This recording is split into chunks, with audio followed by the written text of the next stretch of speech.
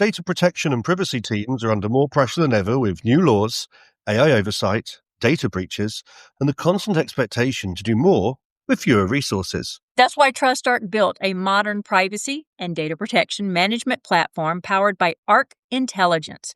It unifies your tools, automates the work that slows you down, and surfaces what matters most right when you need it. From guided quick actions to our intelligent assistant, Ask Arc, you get credible, contextual answers backed by expert research, not generic AI guesses. Finally, privacy that works the way privacy pros work. Learn how TrustArc helps teams move faster with confidence at trustarc.com/serious-privacy. That's trustarc.com/serious-privacy.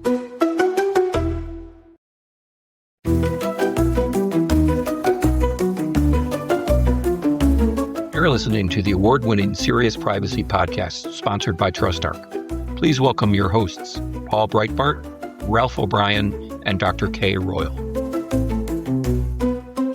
Today's episode is long overdue. You know that in this podcast, we like to discuss what is happening in the privacy and data protection community around the globe. But if we are honest, the main focus tends to be on Europe and the United States. No wonder, with the co-hosts from those regions.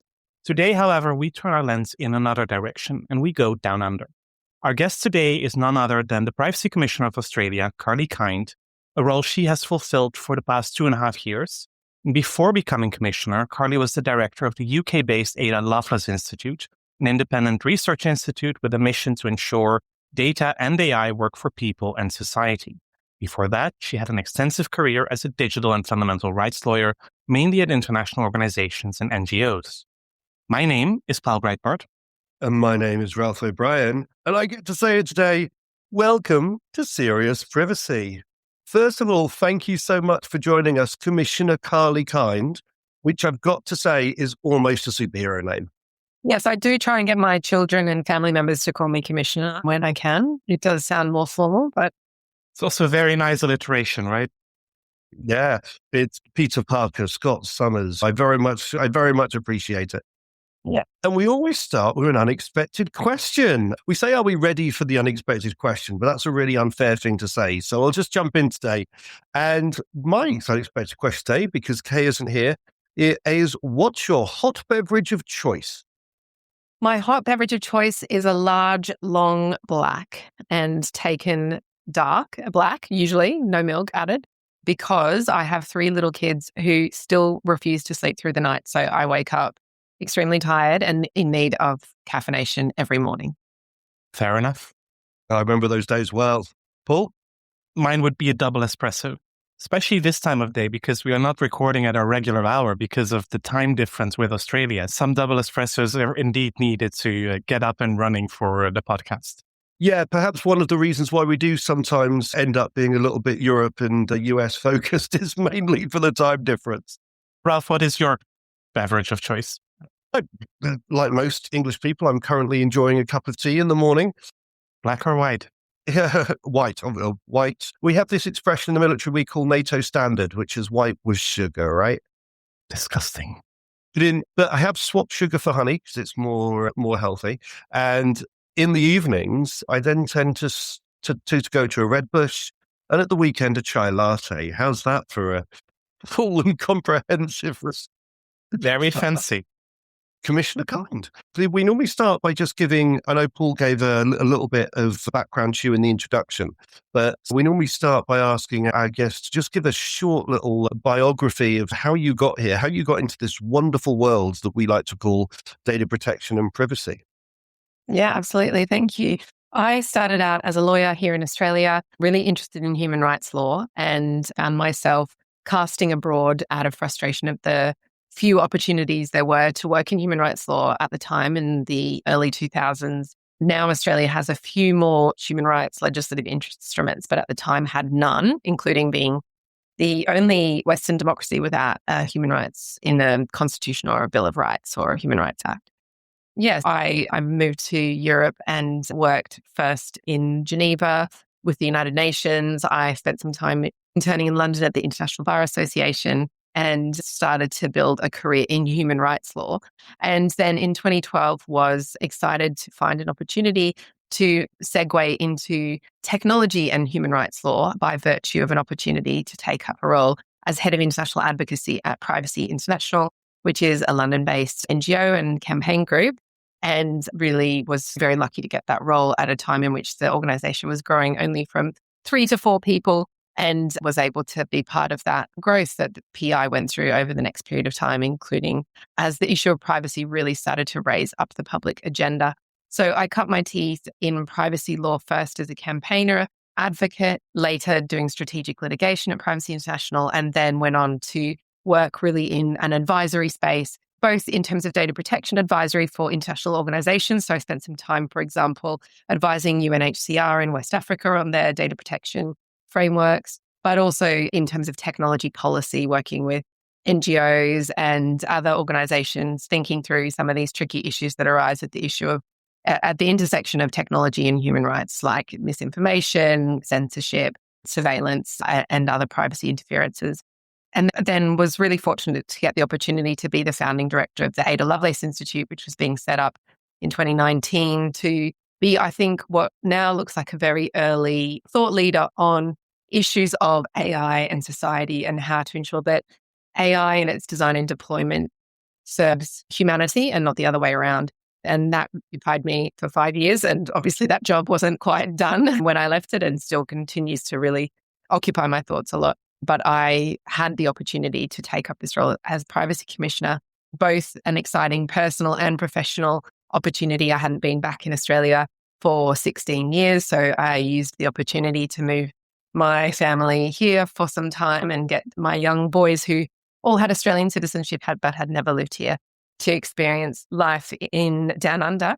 But also I had been really, for the 5 years that I was at the Ada Lovelace Institute and even before, often regulation was posited as the answer to many of the rights issues and harms and vulnerabilities that we were identifying, including in the context of AI.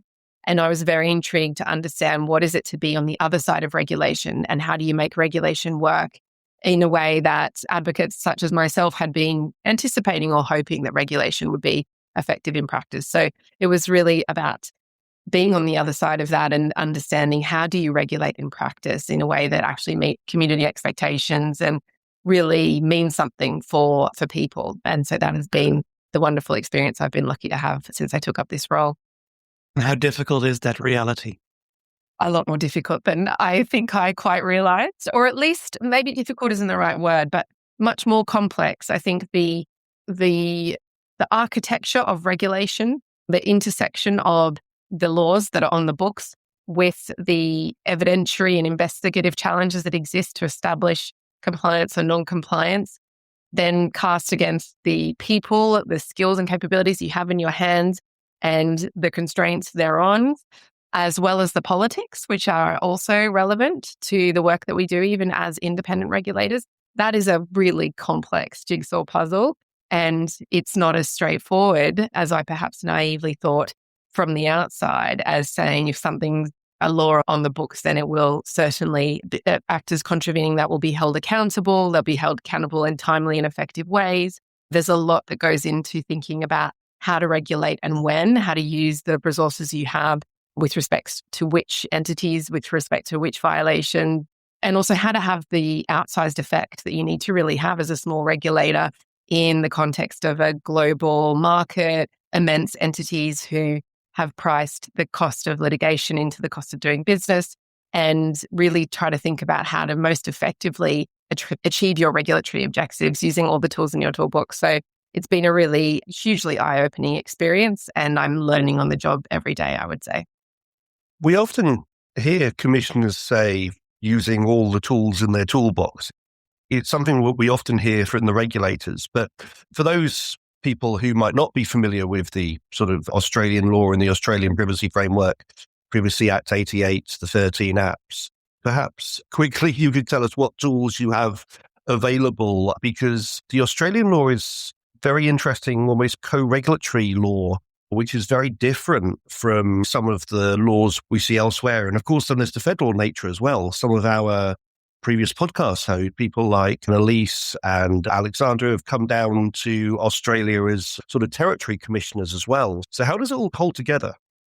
Yeah, absolutely. It is a complex regulatory landscape. At a high level, the following things are true about the Australian system. It's obviously a common law system, and the contents of the Act are very germane to common law systems in the sense that they're highly principles based. They utilize a lot of concepts that are common in the common law, such as reasonableness, fairness, necessity, those kinds of concepts, which are really effective in making sure that the legislation is highly technology neutral and potentially quite flexible and applicable to different contexts.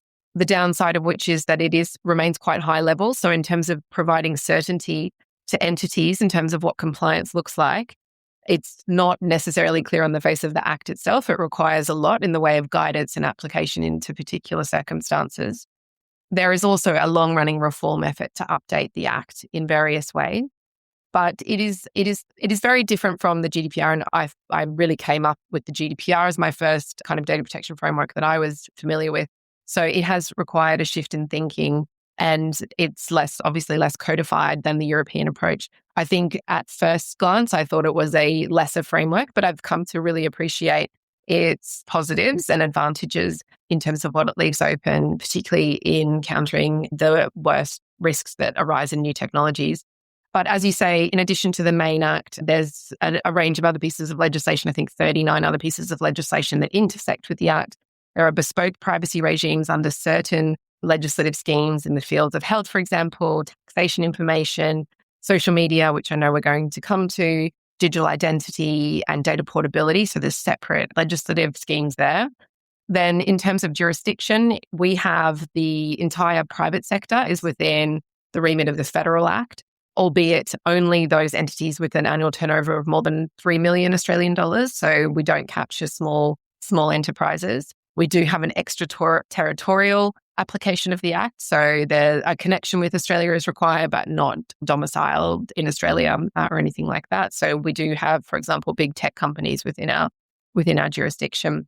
And then in terms of government actors, that's where the state, territory, Commonwealth difference applies. So we only regulate federal government agencies. So that would include, for example, the Australian Federal Police or Home Affairs for Immigration, whereas the state and territory regulators regulate state and territory government agencies. And in Australia, those departments provide many of the main essential government services, such as health and education. So that is the distinction. It is a complicated landscape, and we work pretty closely with our state and territory peers. Each of their separate pieces of legislation are, of course, different from each other and from the Federal Act as well. So it's a privacy professional's dream because there's endless advice to be provided to needs to require it. But yes, from a compliance perspective, it is a relatively muddled picture at times, and the government's constantly looking for ways to streamline and simplify. I can only imagine. Ralph, I think it's time you maybe also set up shop as Serious Privacy Australia to provide some additional advice, or we need to find a local partner there.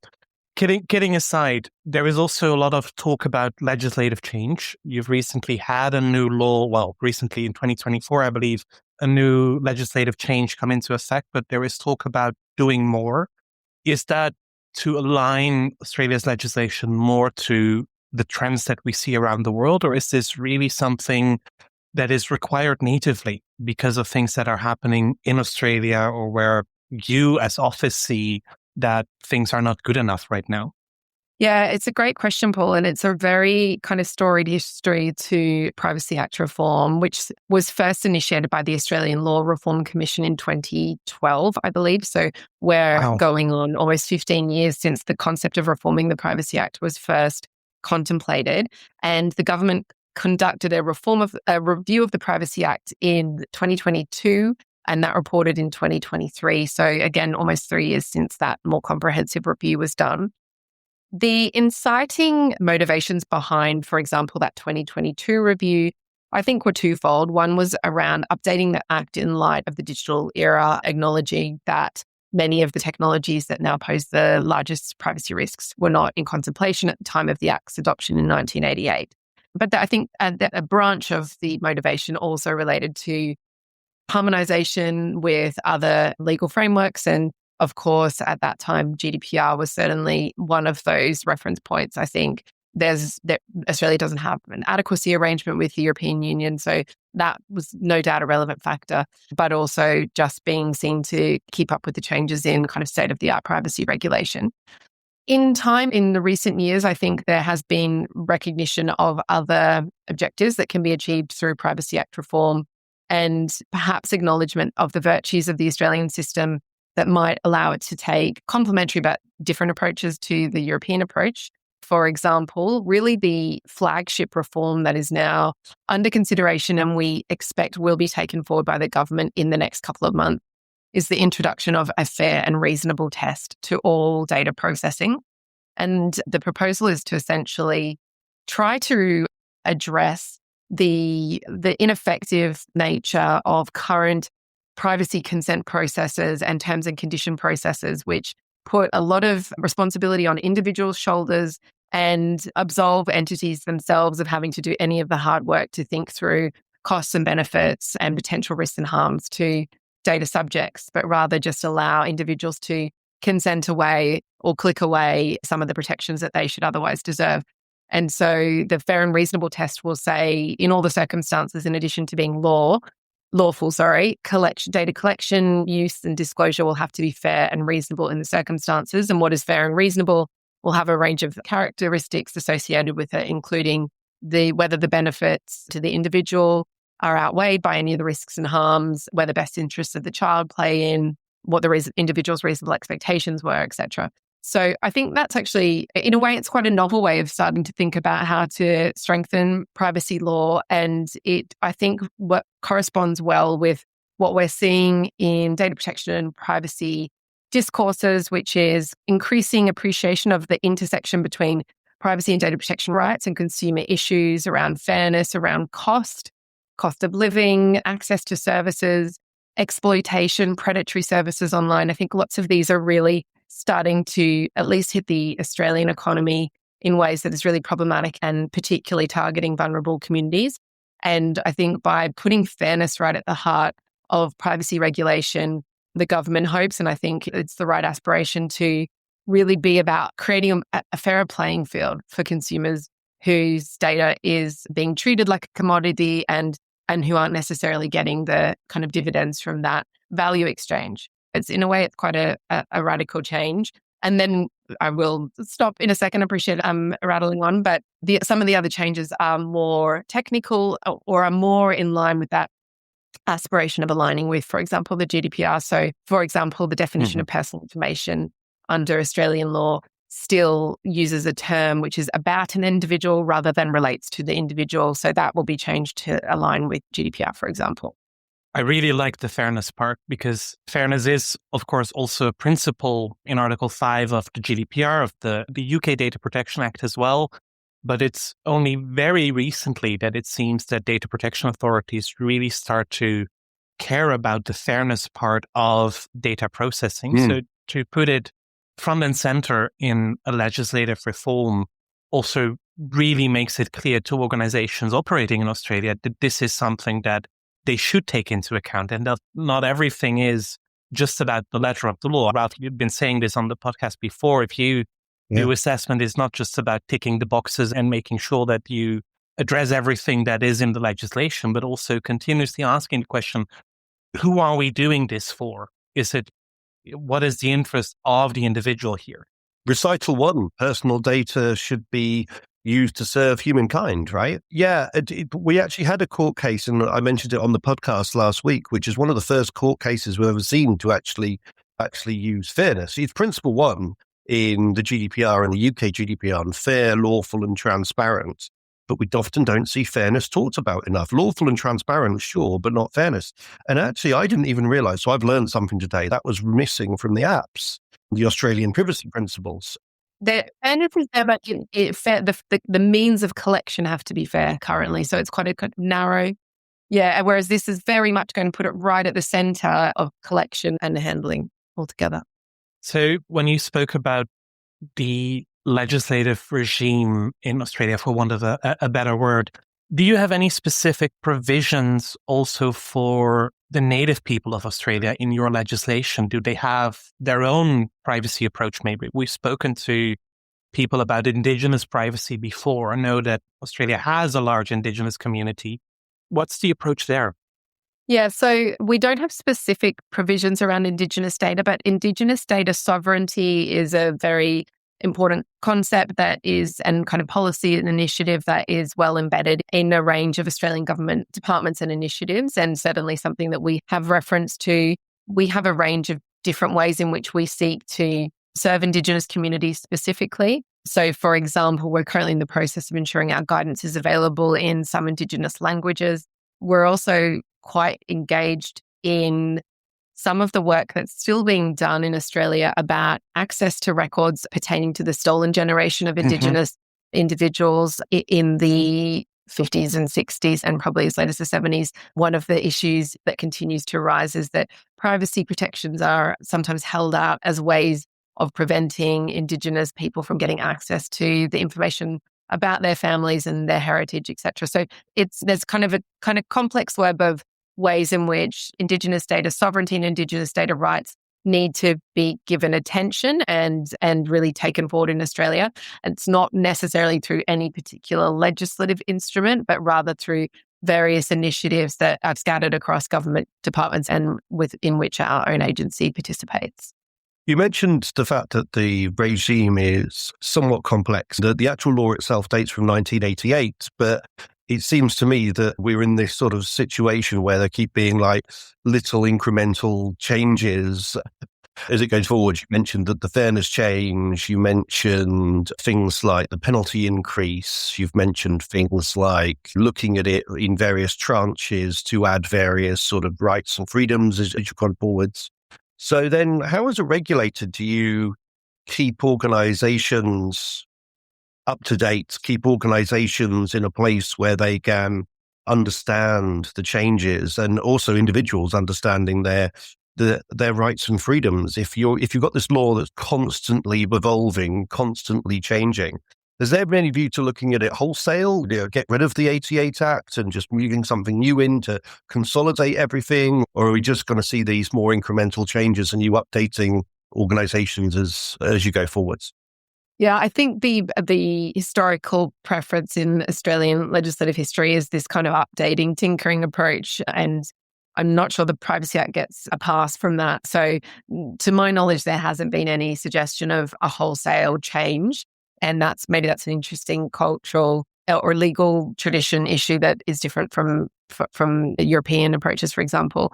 Yeah, it is a challenge to say the Act has, in the last 5 years, for example, the Act has been amended, substantially amended at least twice. Once in 2024 to introduce new enforcement penalties, to introduce a mandate for us to develop a children's online privacy code, to introduce new obligations around disclosure of automated decision-making systems in privacy policies. And then prior to that in 2022 to increase penalties. And then there are a range of, as I said, bespoke privacy schemes that have been specifically legislated. So the social media minimum age scheme, which you'll know as the social media ban, that legislative scheme, which is contained in the Online Safety Act, has it.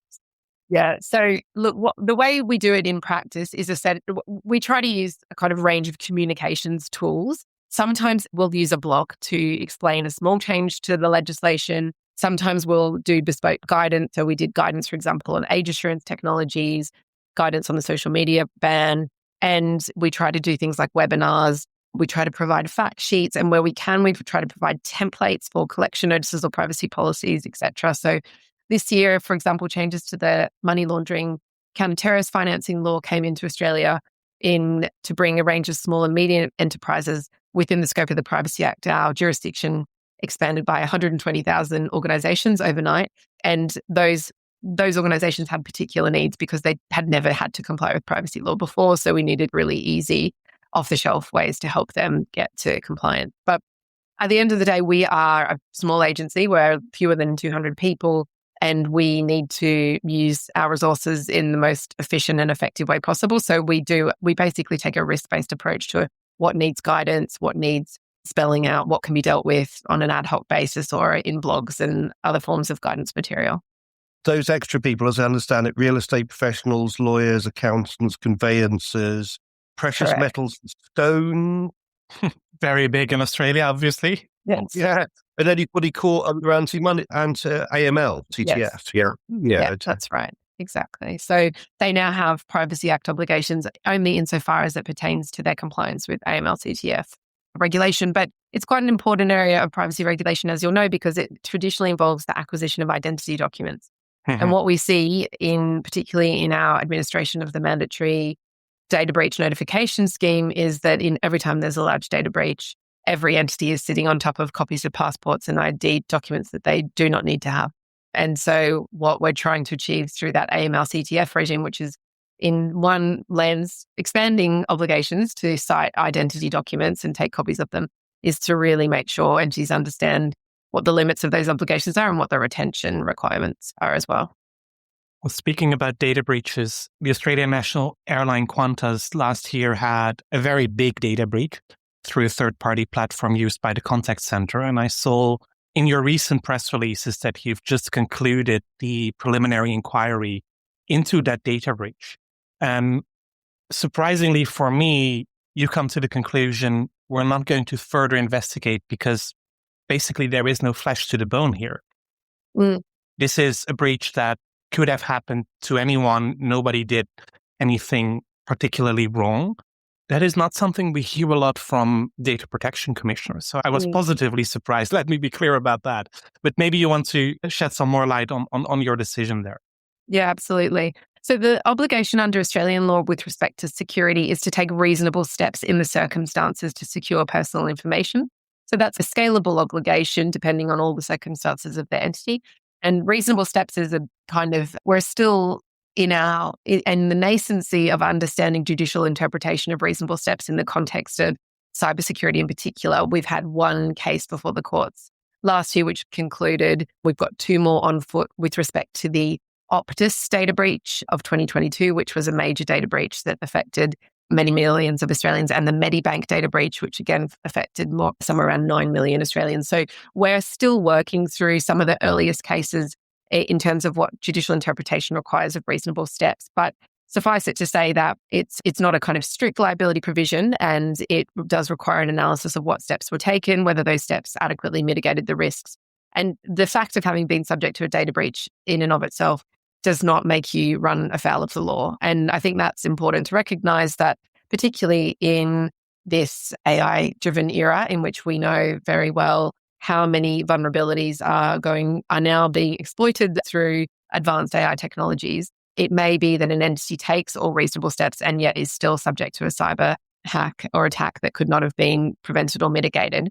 So we obviously saw the immense regulatory need to investigate Qantas, but likewise, when we found ourselves relatively satisfied that they did take reasonable steps, and I'll talk about some of them in a second, we thought it was really important that we took the opportunity to spell out why we're deciding to close down the investigation, chiefly to ensure confidence in our decision-making. What we didn't want to happen is to quietly close down an investigation and then to appear on the back foot when asked what's happening with Qantas. We wanted to be out in the open to spell out exactly how we make decisions about what to investigate and what not to investigate. In this circumstance, there had been a social engineering attack on a third-party service provider that was based abroad. And so the obligation on Qantas was to manage how that third-party service provider was securing the personal information it held. And we found that Qantas did that relatively robustly, including through visiting on-site visits, the provision of training, the requirement for certain ISO standards to be met by that provider, contractual arrangements, and the like. And while our report didn't exonerate Qantas, we were able to conclude that in the present moment, the facts of the matter don't warrant our investigation in light of competing priorities and other issues. And of course, in light of the low evidence available to suggest there had been a contravention. That's not to say that the Australian law is without teeth. The Australian Clinical Labs, 5.8 million Australian dollars, Meta, 50 million settlement, Optus, civil proceedings, Medibank, civil proceedings, Clearview AI, determination. It's fair to say that you do have some level of enforcement if you choose to, but I appreciate we've only got a certain amount of time, so we do have to turn to the elephant in the room at some point. Or the rather baby elephant, I should call it, because you little trendsetters, you have set the world on fire with the under 16 social media ban, which a lot of countries, including the UK, has then followed suit to consider. What's the Commission's role in that? Where do you sit and how have you found that whole thing? Because there's some interesting reports coming out now on whether that's been effective or not. So yeah, over to you, Commissioner. It's a fascinating case study on policy design, legislative design, the effect of regulation on market incentives, all sorts of things. And obviously it's still really unfurling, I think, in its early stages.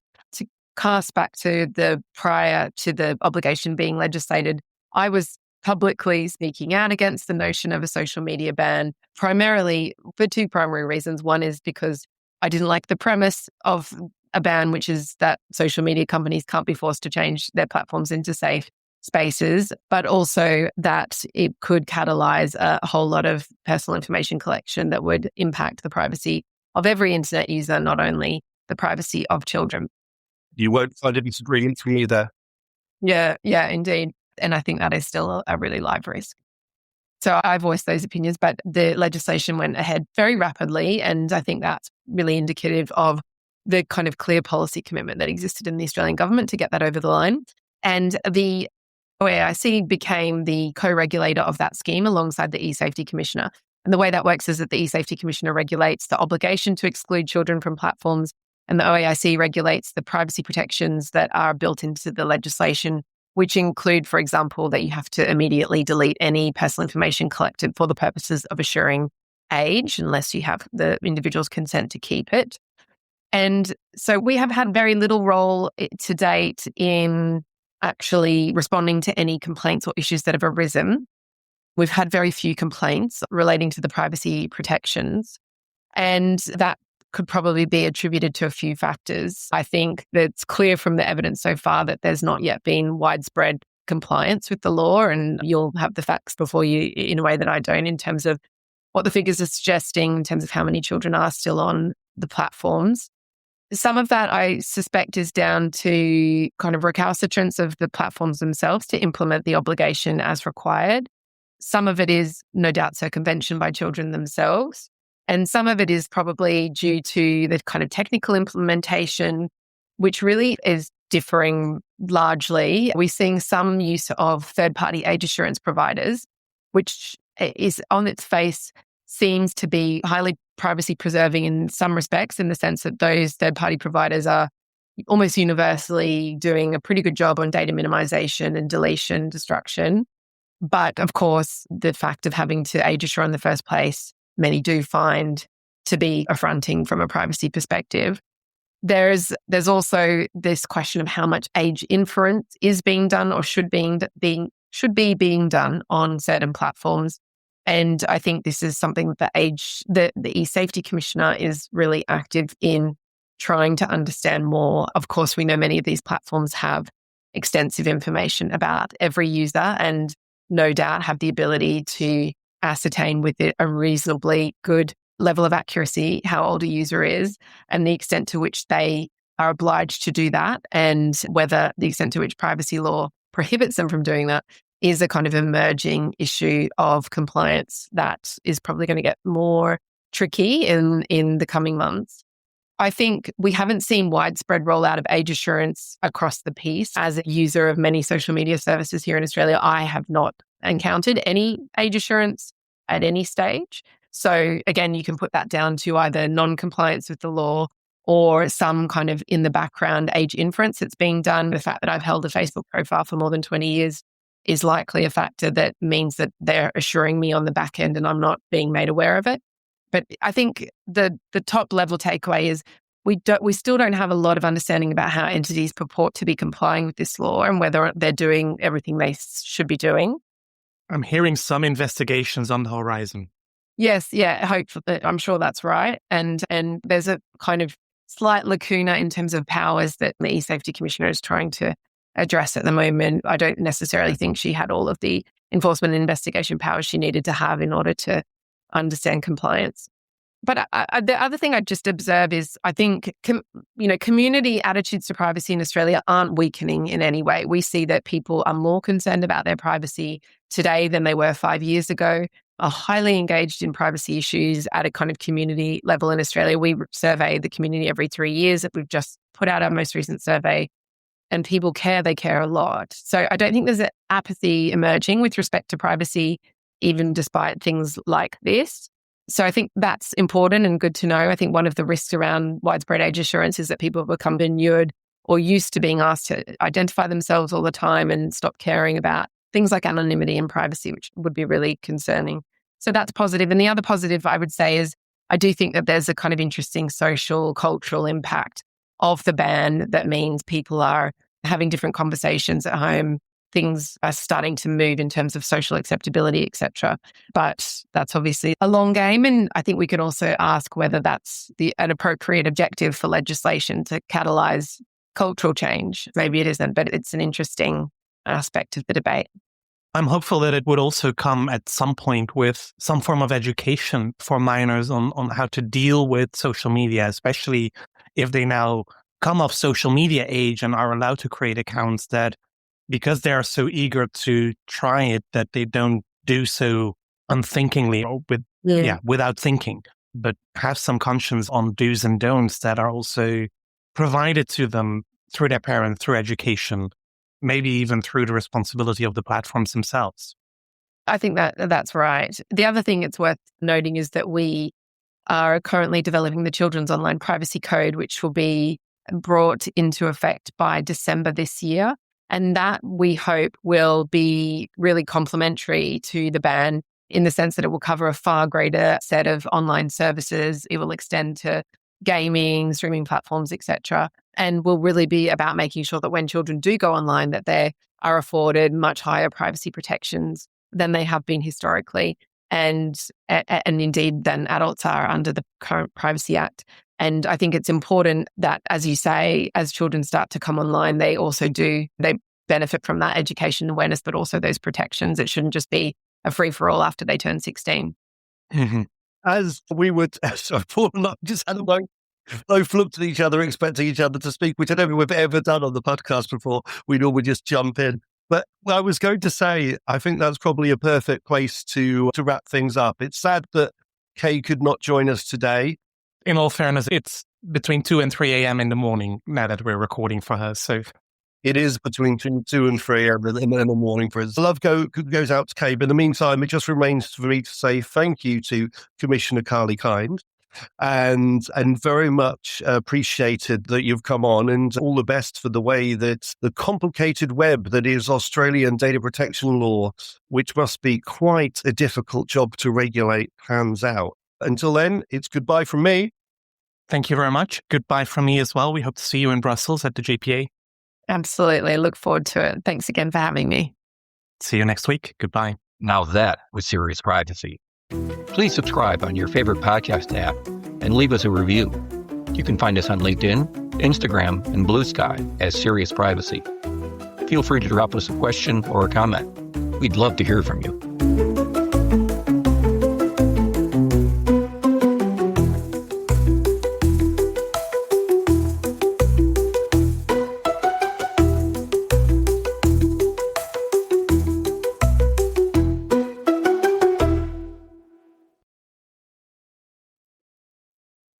If you're a data protection or privacy professional, you already know the pressure.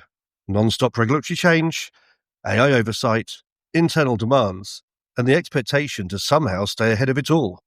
And the old patchwork of tools just isn't cutting it anymore. No. That's why TrustArc created a modern privacy management platform powered by Arc Intelligence. The TrustArc platform brings your workflows, evidence, research, tasks, and applications all together in one unified and intelligent workspace, so you don't waste time digging, clicking, or context switching. With Ask Arc, your privacy assistant, you can ask plain language questions about laws, jurisdictions, or even your own program data, and get credible, cited answers based on NIMD research and more than 1,000 global laws. It's explainable, transparent, and purpose-built for data protection and privacy. So if you need to add a vendor, create a cookie banner, or start an assessment, quick actions take formally complex tasks, turn them into bite-sized guided workflows, to save you time. It's a platform that thinks like you, works like you, and helps you move faster with confidence, whether you're a seasoned DPO or you're just getting started. See how modern privacy gets done. Explore Arc at trustarc.com/serious-privacy. That's trustarc.com/serious-privacy.